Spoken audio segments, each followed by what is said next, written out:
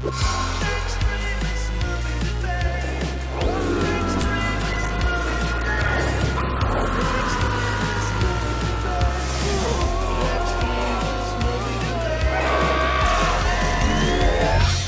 the Extremist Movie Debate. And tonight we're talking 2017's Mother.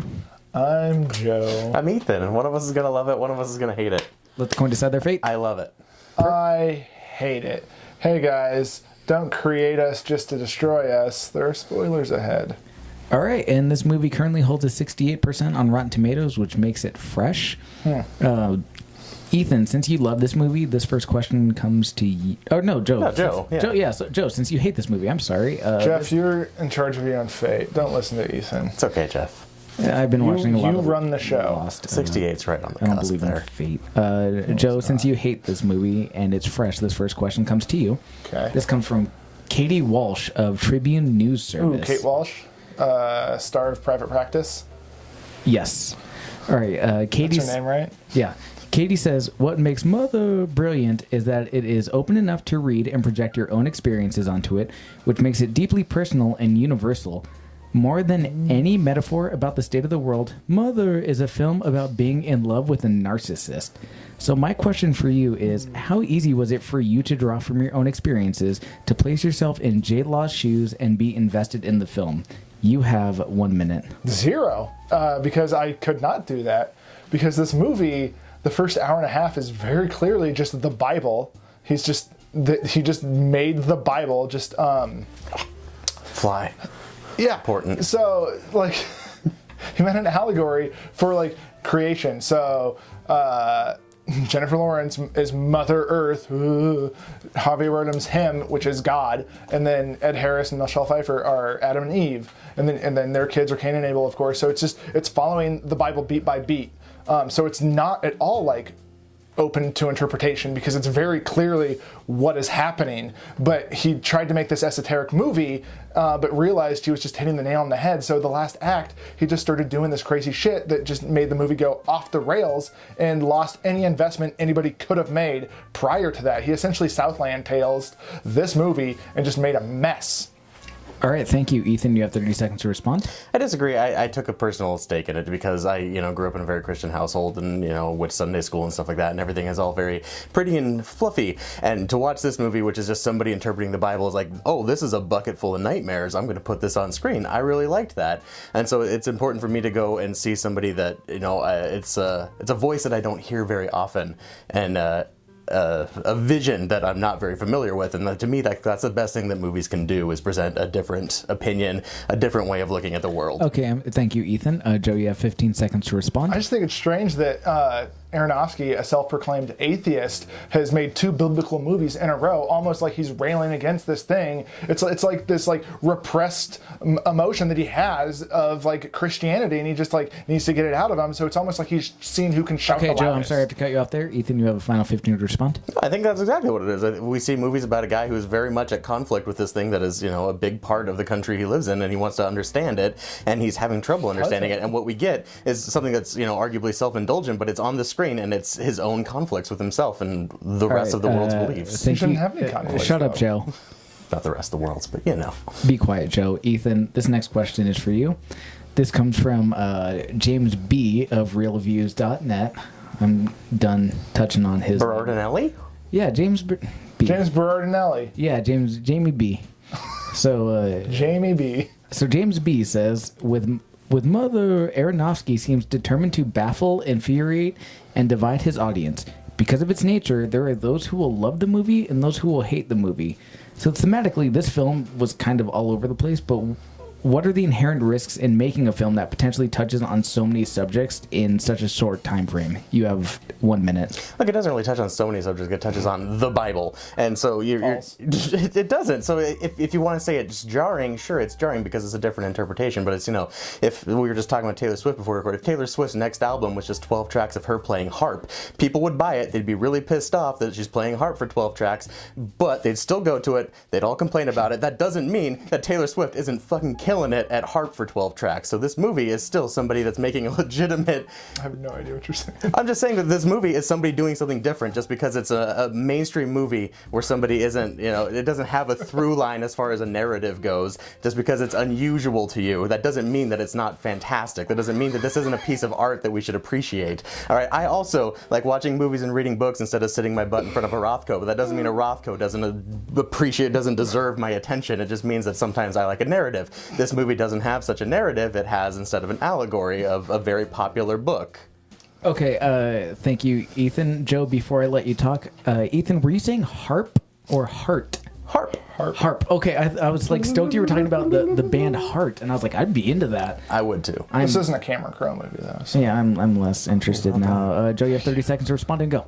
I think it's funny that Ethan brings up just saying this is only about the Bible when the whole the seed of this movie came from Darren Aronofsky looking at the race and population. Like he saw how many people are on Earth, and that's the seed of this movie. So it actually had nothing to do with the Bible to begin with. He thought, how can I use this fear of overpopulation and artistically tell a story around that? And then as he was writing it, it fell into the mold of the Bible.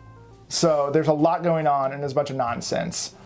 Okay, Ethan, you have 15 seconds to respond. That sounds like a great movie. That sounds like a great way to say, let's take this thing that everybody's familiar with, let's go ahead and turn it on its head. Instead of, God and humanity being these good guys, let's go ahead and make them the horrid villains, and let's make Mother Earth the good guy and show what we are doing to Mother Earth instead. Thanks, and just Ethan. doing it from a biblical perspective. Ethan. Joe, you have a final 15 to respond. I have no idea what Ethan just responded to, because that is not at all connected to what I said. It is. Like I said, it's the Bible thing was an afterthought after he had started writing it, and then he tried to pigeonhole that in there, and at the very end he tried to bring the overpopulation thing back, and that's when it goes off the rails. Okay, sweet. Thanks, Joe. And we're going to open up the floor for discussion. You guys have 4 minutes to discuss and go. Why do you like watching a baby getting eaten? I absolutely don't like watching a baby getting eaten, but it's just as jarring to me as somebody saying, hey, I'm going to take communion. Oh, wait, you're actually eating Christ. Like, it's the interpretation of one person who is reading this Bible and thinking, oh, this is terrifying. The whole thing with Christ is a parable. Even in the Bible, he says, here's the bread, treat this as my body. So it was never intended to be cannibalism. So this even movie is a parable. So the movie is a parable because you're upset because you're taking this movie that starts off with a crystal turning an entire house anew. You're saying this movie needs to be taken literally, and you're upset. I did not take the crystal as making the house anew. So you don't get to, like people and the Bible, you don't get to pick and choose different parts that you want to relate to. So you can be upset about the baby, but you still have to understand that it's the baby in the scope of this other movie that also has other fantastical elements in it. So it's, yes, vivid imagery, it's disturbing, but so is a lot of what is in Christianity. No, a lot of what's in Christianity is vivid and horrible and just great, like jarring and contradictory. And I think that's kind of the issue. It's like what was that word? Contradictory. Okay, checks out. Fuck you both. And I think that's the thing. It's like Aronofsky, he's essentially picking at the slow kid because everybody knows the problems with Christianity, and he's this atheist who just wants to yell at somebody when they're already down. We all know Christianity is the most persecuted religion in this country, so why is this artist taking aim at it even further? Hold up, Fox News. All right, I don't think that it's that persecuted in this country. It's definitely prevalent in this country. Ask any libtard and you'll get your answer. Whoa, boy. All right. So I think that you're upset because you went into a movie that maybe offended your religion, and that's fair. I because get I'm that. agnostic. That's the thing. My problem with the movie isn't necessarily that it takes aim at Christianity. I just think it's kind of strange that Aronofsky, who can make really great movies, this is the first fucking terrible movie he's made. Why do you think it's a terrible really movie? Is it because it doesn't have a narrative that people can connect with? Because for me, art exists on this. I think art exists in this medium. Like I said earlier, what it is he tried to make this esoteric movie, and he came to a point where he's like, I'm making this too obvious, so let me just go 100% in the other direction and just make it so batshit insane that it's just gonna it's essentially shock for shock value. He's making this divisive movie just to fucking piss people off, just because he can, because he has that clout at this point in his career, and it's kind of annoying because it's just showing what he's essentially showing the viewing audience is how how loud he can yell before somebody says shut up. That's what this movie is. Look, at the very least, you're getting a conversation about this guy, and so this guy is giving us a piece of art in this medium that he's chosen. I think it's important. Conversation about what? You're getting a conversation about what it is to have a different perspective on this belief. On this belief, but he already did that with Noah. That's what's so confusing. No, he talked about survivor guilt with Noah. That's not what this is about. He still took aim at the Bible. It's still a biblical movie. A lot of churches went to that movie and they were very angry about it because it's not the thing that everybody's been brought up. That's this beautiful, picturesque idea of a religion. That is a different perspective on like this religion that we're all grown up. You can be upset, but it doesn't mean that it's invalid. All right, and it's one person's interpretation. There's a reason that artists have a million self-portraits of themselves because they want to understand. It's all self-indulgence. This is not what we are getting is this guy's own conflict, and he's just putting it on film for us. But he's a self-proclaimed atheist. He doesn't put any worth into religion or Christianity. So what's he doing? Making two biblical movies back to back. Look, all he wants to do is shit on it. I don't want to suppress his right of free speech in order to go ahead and tell us what he thinks. He can go ahead and do that, but just because you're against the Constitution and the Bill of Rights. He made a shitty movie in the process. I disagree. I think it was a very visceral movie. All right, guys. All right, relax. All right, let's bring it down a notch. You guys are getting real hyped. Before we talk about how you actually really feel, we have a... Oh, yeah. Yes. This just in, hot off the presses, Nathan Weinbender from The Inlander Spokane Public Radio, and just all-around good guy and close personal friend of the show, says... Well, he didn't like Swiss Army Man. Well, no one should. He says, this is a primal scream of a film, pitched at a hysterical volume, punishing both its characters and the audience. It's deliberately opaque, too, but it could be about a number of things.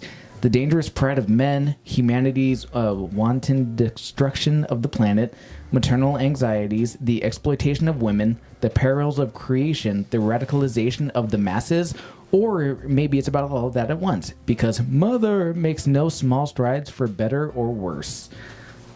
Agree, disagree? Is that a question? Okay. Any of that, does it hold water? Like, how do you feel about... I think with any piece of art, it's open to different interpretations, and it should have some emotional impact. Sometimes that's negative, sometimes that's positive. In this case, everybody seems to have a very negative... Like, even have we broken character yet? Are we in character? No. Oh, okay. This is art with a capital A. Like this movie. I loved this movie. I did not like this movie. But even somebody who does like this movie, like I'm still really grossed out and horrified by this movie. And so that to me, like art should merit some emotion coming from the audience. I'll give it this. This movie is bold. I've been saying I enjoyed this movie, and I think people should see this, or I enjoyed the experience of the movie. And I think people should see it, but it's not a movie you're comfortable saying, like, I really, loved. I really loved the first 90 minutes of this movie, and then it went off the rails, and I thought he Southland Tales'd it. You just didn't like them killing the baby and eating a baby? No, Which, by the way, we killed Jesus. Kill a baby, eat a baby. Yeah, I mean, all of that's fine in a different movie. But, tonally, it took such a shift, and it went so far the other direction than where it was, that it lost me, basically. Well, so does the gospel. I mean, you have 4 books of very pretty dialogue and wonderful stories, and then all of a sudden they brutally murder him at the end.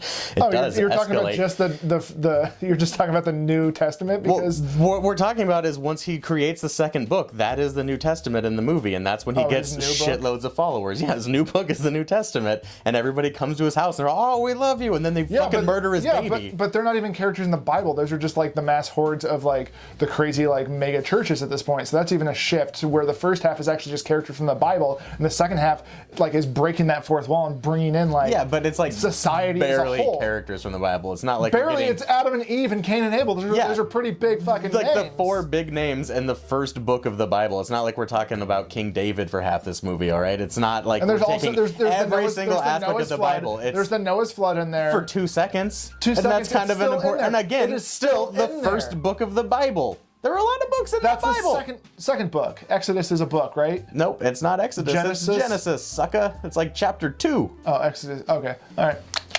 All right, so... no, shut up, Jeff. I had a separate interpretation of this movie when I first... What was that, Joe? Okay, so this is how I interpreted it. I interpreted it as there was no actual characters except for Javier Bardem, and this was just like a study of the creative process. So essentially, it starts out with like this nugget of an idea, which is Jennifer Lawrence. She's the idea. And then self-doubt comes in, which would be Ed Harris and Michelle Pfeiffer. So they're coming in, and their kids are coming in, and that's like the voices inside your head essentially fighting to say, like, is this story, like, since he's a poet, like, is this story worth telling? And they're all just kind of fighting against this like idea that he's having. And then once they're like gone, it's him again with the idea, and then he essentially writes it and gets her pregnant and everything. So he has the thing, and that's a complete thing. And then you have like the mass hordes of people loving it and essentially crowding that idea, and it's all about him at that point. And like the work itself takes a back seat to it, even though she's essentially what created all of this. And then it's more and more and more, and then it's like over time after doing the promotions, and then you're starting to think about other stuff, like that idea starts slowly dying. So essentially you just have to take that nugget as a trophy, like that's the book that goes on his shelf. So he takes that nugget of an idea, puts it on, and then when the woman wakes up at the very end, it's like that's the new idea, that's his new book right there. So that's how I interpreted the movie originally. Can I say something? Yeah, I think that that's actually a really cool interpretation of it, but the whole time you're saying that, I'm thinking you could also be saying that about God.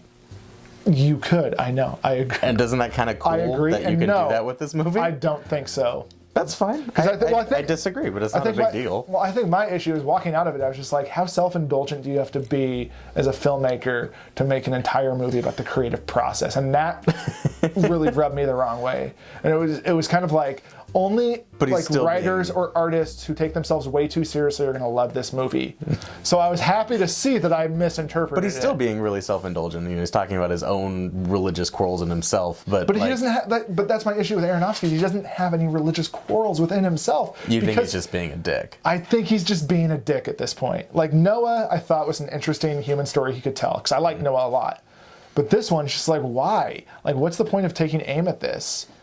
It's like, I know you're an environmentalist and you're like trying to protect Mother Earth, and that's essentially what you're doing here. But to take aim at like Christianity and religion specifically, when there are much bigger issues, I think, with the death of the Earth, basically, I think he could have aimed a little bit higher. That's fair. Okay. What would you guys rate the movie? Go ahead. I'll give it an 8 out of 10. Shitloads of thunder. I'll give it a 3 and a little bit of thunder. Wait, did you really hate this movie? Oh, I really did. Oh, that's unfortunate. I'm with Ethan, 8 lot of thunder. It's the first. It's sad because it's the first Aronofsky movie I've just not liked. He's bold. He's bold. He's bold. I'll give him that. Always. And that's why I give him the 3, because it was a very bold movie. The sound design's really amazing in it. The acting's phenomenal. Just that fucking third act, man, went way off the rails for me. If I could say, a lot of the negative reviews I found were never attacking the movie, but were just attacking Aronofsky for being such like a polarizing like director. And that's kind of what makes me think of this as like it's a piece of art, not necessarily like, oh, it's a masterpiece of art, but just that, you know, this guy he's putting himself out there. Everybody else is just a player telling his story. Well, this isn't, you know, I don't imagine a production crew behind this movie. I imagine Aronofsky. Basically, he's making a painting of himself and the crazy world in his head, and it just happens to be in a movie. Yeah, and so the reviews were just like, Aronofsky's known to be crazy, so of course he made a crazy movie. What? Did you see Paramount's? They released a statement about it. No. Essentially, the studio that cares. The studio that cares, Paramount Pride. They released a statement essentially saying like, hey, Netflix is like putting out really bold, innovative movies.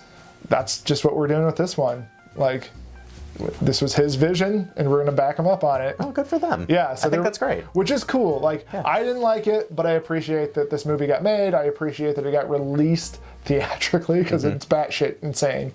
The crowds do not like it. No, but because most people want to go watch a horror movie with Jennifer Lawrence about home invaders, and that's not what this is. Okay, well, where can we find you guys? emd.pantspending.com. The Twitters, the Instagrams, the Facebooks. That's here on YouTube. You can call Jeff's number 509-709 Don't do that, because that's not my real number. Now you just gave out someone's actual phone number, you dummy. That's true. You're really mean. You better beep that out. Just do one long sustainable beep. Thanks to Pans Pending for hosting us. We are part of a company now. The Pans other Pending. studio that cares. Yeah, thank you to Not quite as much as Paramount. Though. Justin Hines from Summer in Siberia for the intro Yeah, they just outro put- music. They yeah, just put so out an amazing new EP They put that out you a guys should new check album, out. YMYH. Don't know. It's on Nah. summerinsiberia.bandcamp.com. Find them on Facebook. They have a Spotify. You can listen to the whole thing for free on your way to work tomorrow. Yeah. Band camps. Camera wink. And then you can throw some money at them because they're fun. No, literally throw money at them. And good night. They'll take it.